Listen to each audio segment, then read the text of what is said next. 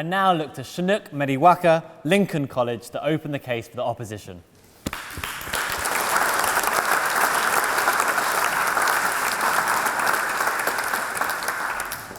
Mr. President, it is an honour to open the case for the opposition in a debate on such a topical issue. I would like to start by highlighting what the proposition are suggesting when they put forward this motion. The motion suggests and implies that no populist leader anywhere in the world has ever delivered any real change. That is a remarkably bold claim, to say the least. To disprove it, we as the opposition need only show examples where populist leaders have delivered real change. To this end, I will make two main points in this speech. Firstly, that real change is not always positive change, and that there are many cases where populist leaders have delivered change that is undoubtedly real, but not necessarily positive. And secondly, even if you do choose to view this debate through the prism of whether or not populist leaders deliver the positive change that they so often promise, you can find cases where they have done so.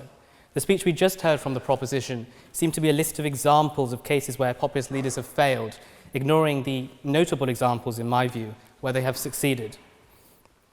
But before I continue, it falls to me to introduce the speakers for the proposition. We have just heard from Grace Joel, a second-year PPE student at Balliol College and a member of the Union's Standing Committee. Grace is an immensely dedicated member of committee and a pleasure to work with. She also captains Balliol Boat Club, a capacity in which she has been widely praised. Indeed, it is remarkable that Grace finds the time to do so many extracurricular activities on top of her degree. But then again, she is a PPE student.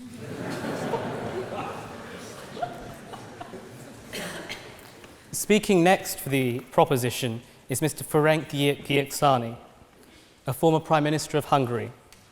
His country has been deeply affected in recent years by the phenomenon of populism, and I am sure that he will have many fascinating insights to share. I am really looking forward to hearing his speech. And finally, speaking for the proposition tonight is Ms. Tulip Siddiq, the Member of Parliament for Hampstead and Kilburn. I must confess that I am surprised to see her speaking on the other side of the House tonight, as she was one of the 36 Labour MPs who in 2015 nominated Jeremy Corbyn for the Labour leadership.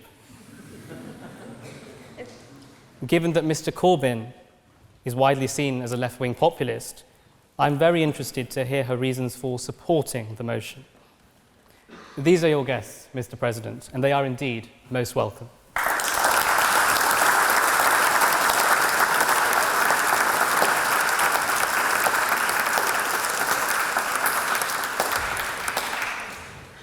In the speech we just heard, ladies and gentlemen, Grace talked of institutional barriers that stop populist leaders achieving the aims they set out in their election campaigns.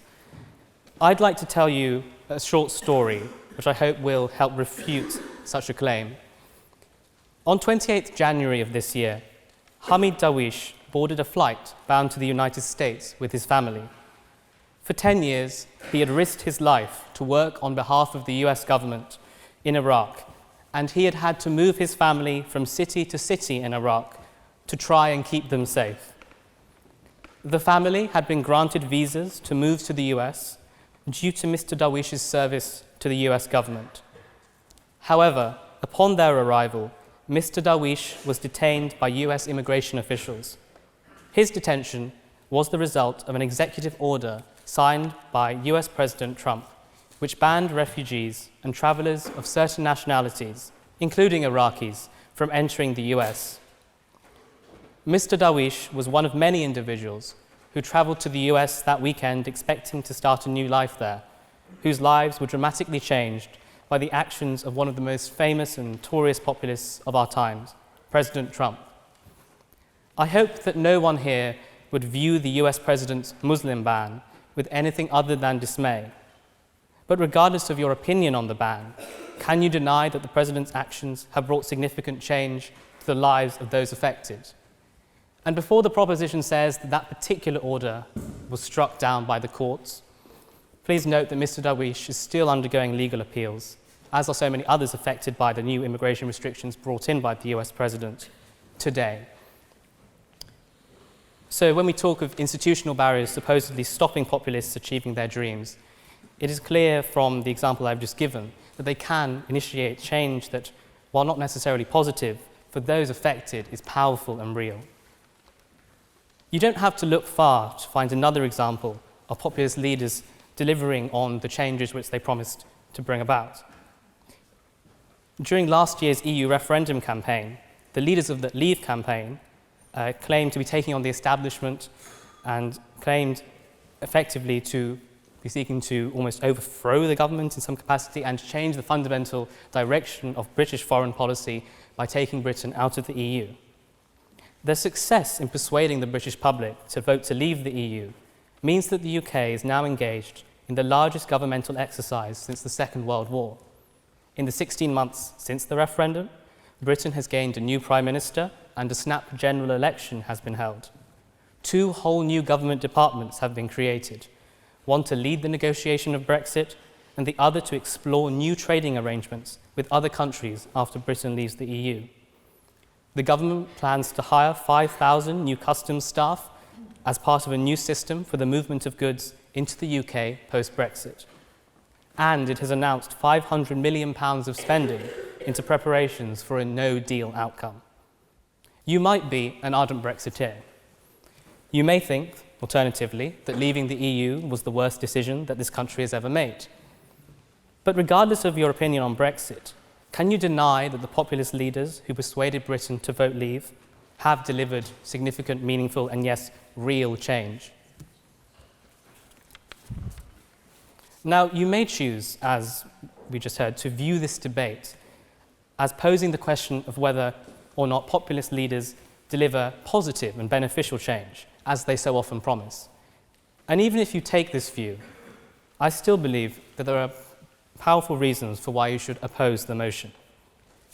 Moving back across the pond, in 2008, Barack Obama swept to power on a populist platform, offering change we can believe in and a plan to take on vested interests.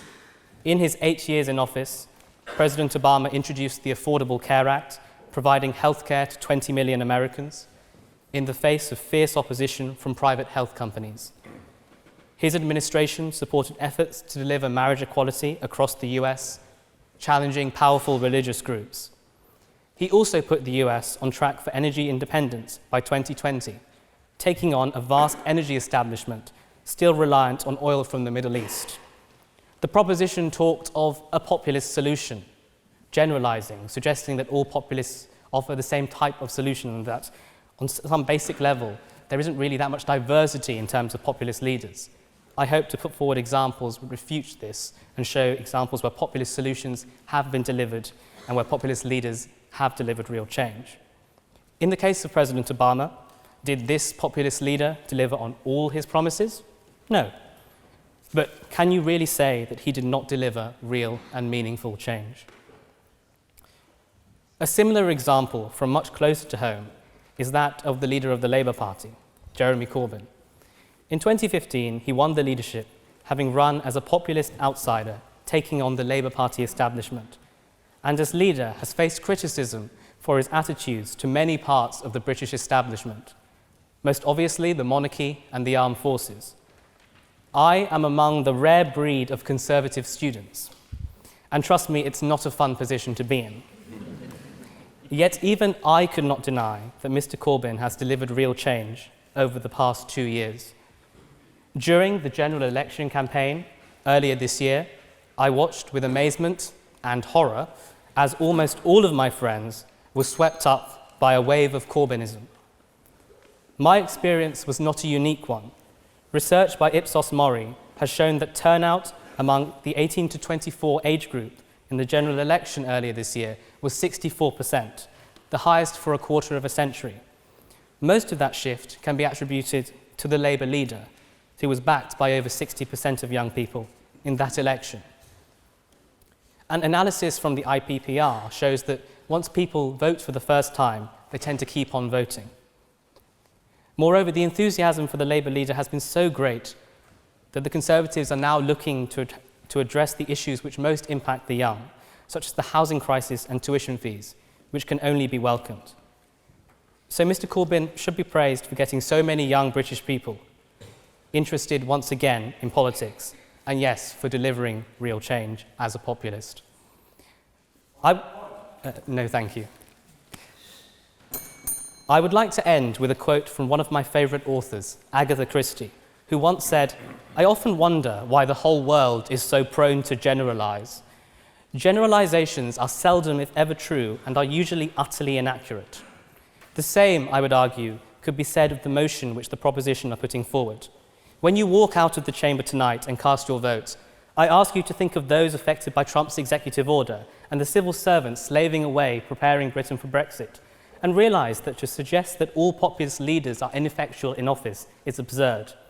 When you walk out of the chamber tonight, please think of all those getting the operation they need thanks to Obamacare, and all those interested in politics for the first time after this year's election campaign, and appreciate that it is simply wrong to claim that no populist leader has ever delivered real change. I strongly urge you to oppose this motion. Thank you very much.